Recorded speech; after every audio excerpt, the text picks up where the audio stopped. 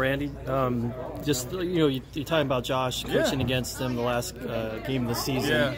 What's that dynamic going to feel like when you look across and you see him over on the other side?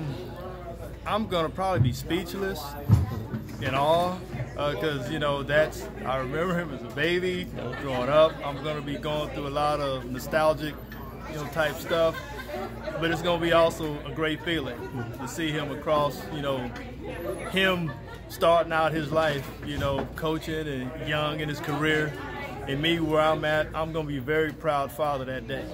Very proud father. Did he ever, or I'm sure he did, come to you and say, hey, I want to be a coach, and what was your reaction to that? He never said he wanted to be a coach because I knew that's kind of where he wanted to do because just of all of his actions, what he wanted to do. He always wanted to, get in education. I'm in education, and he loves being around kids. And so I knew that was probably going to be his natural path, and it is. And it's just, for me, it's exciting for me to see that as he's starting out his career. Right. And you have a coaching background, and you're administrator, their athletic director. So what's going to be like going back to coaching this year? What's it been like for you this year? It's been like the fountain of youth for me because, when I go out on the field, and we have an understanding. Me and my head coach have an understanding. When I'm out on the field, he is the boss. I understand that dynamic, and I'm not going to cross that boundary. When I'm out on the football field, he is my boss. If he needs to yell and rip at me, go ahead. I won't get offended. I understand the dynamics, especially working in college. I understand those dynamics, and it's just great going out there working with the kids. Are you going to miss refereeing at all, or no?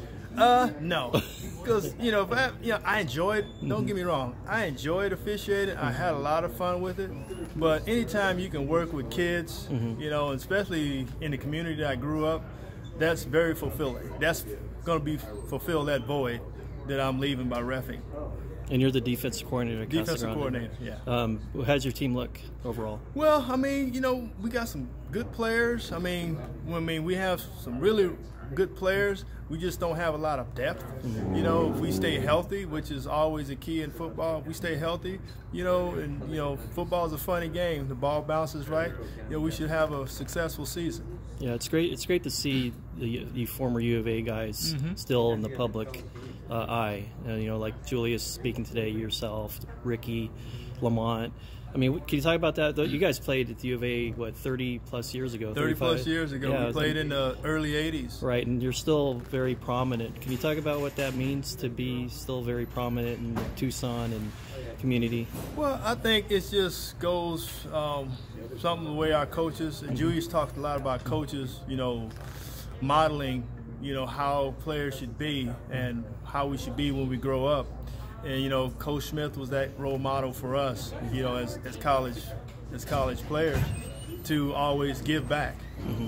Work hard, do the best you can, but always give back when that time permits.